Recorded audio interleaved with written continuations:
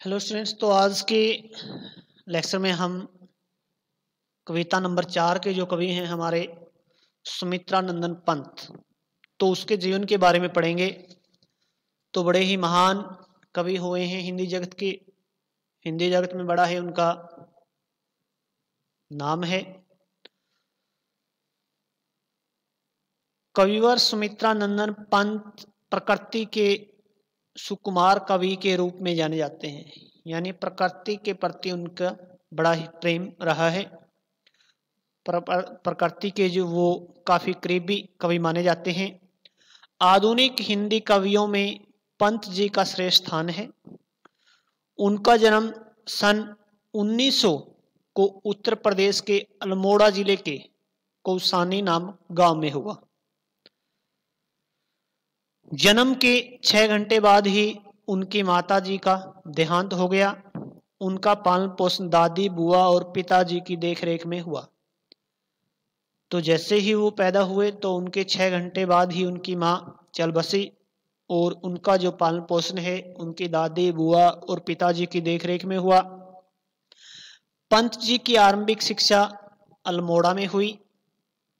सन 1919 में पंत जी शिक्षा के लिए इलाहाबाद के मयूर सेंट्रल कॉलेज में भर्ती हो गए।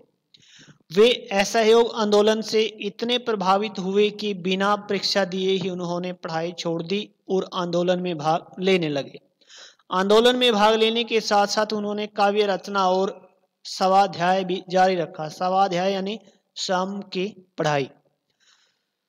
तो कवि हैं जो पंत जी, वो किस तरह से जो इलाहाबाद के मयूर सेंट्रल कॉलेज में एडमिशन तो उन्होंने ले लिया, लेकिन उन्होंने परीक्षा नहीं दी। उसके एक कारण था कि वो किस तरह से गांधी जी के असहयोग आंदोलन में कूद पड़े और उन्होंने इसमें बढ़ चढ़कर भाग लिया। उसके अलावा उन्होंने काव्य रचना और सम यानी स्वाध्याय किया। पंत जी ने छंद रचना 4ठी कक्षा में ही आरंभ कर दी थी, परंतु उनका वास्तविक कवि क्रम कॉलेज में आरंभ हुआ। यानी वो रचनाएं तो जैसे छंद वगैरह की रचना तो पहले भी करते थे, 4th क्लास से ही उन्होंने शुरू कर दी थी, लेकिन ये असल जो उनकी प्रतिभा निकल के आए कॉलेज के आरंभ में। उन्होंने सन 1938 में रूपाप पत्रिका निकाली, जिसकी प्रगतिशील साहित्य के विकास में और प्रचार में महत्वपूर्ण भूमिका रही। सन 1950 से 57 तक वे आकाशवाणी के हिंदी परामर्शदाता रहे। परामर्शदाता यानी सलाहकार। पंत जी को सोवियत भूमिका, नेहरू पुरस्कार, साहित्य अकादमी पुरस्कार तथा भारतीय ज्ञानपीठ पुरस्कार से सम्मानित किया गया। तो जो पंत जी थे बड़े ही प्रतिभावान थे। जैसे आपने पढ़ा कि किस तरह से केवल 4ठी कक्षा में ही उन्होंने छंद रचना शुरू कर दी थी और कॉलेज के आरंभ में उनकी ये प्रतिभा निकलकर सामने आई। उन्होंने सबसे पहले रूपाप पत्रिका निकाली। उसके बाद 1950 से जो 57 तक वो आकाशवाणी जो हिंदी परामर्शदाता सलाहकार के रूप में उन्होंने कार्य किया। उन्हें उनकी जो रचनाओं के लिए अनेक सारे पुरस्कार भी मिले, जिसमें सोवियत भूमि का नेहरू पुरस्कार, साहित्य अकादमी पुरस्कार तथा ज्ञानपीठ पुरस्कार प्रमुख हैं। रचनाएं पंत जी की प्रमुख रचनाएं या ग्रंथ इस प्रकार से हैं। सबसे पहले हैं काव्य ग्रंथ। इसमें वीणा, ग्रंथि, पल्लव, गुंजन, युगान, युगवाणी, ग्राम्या, श्रवणकीर्ण, श्रवणधुले, वाणी, कला और बूढ़ा चांद आदि हैं। काव्य रूपक, शिल्पी, रजत शिखर और सोवर्ण, उपन्यास केवल एक ही है, हार, कहानी संग्रह 5 कहानियां के नाम से हैं। अब है उनकी काव्यगत विशेषताएं। सुमित्रा नंदन पंत बहुमुखी प्रतिभाशाली साहित्यकार थे। उन्होंने विभिन्न साहित्य विधाओं पर सफलतापूर्वक कलम चलाई है। वे युगीन काव्यधाराओं और विचारधाराओं से प्रभावित रहे और उन्होंने इन सब विचारधाराओं पर काव्य रचना भी की। वे जहां एक सफल छायावादी कवि हैं, वहीं प्रगतिवादी प्रवृत्ति भी उनके काव्य में देखी जा सकती है। तो उनके जो काव्यगत जो विशेषताओं में सबसे पहला नाम आता है प्रकृति वर्णन।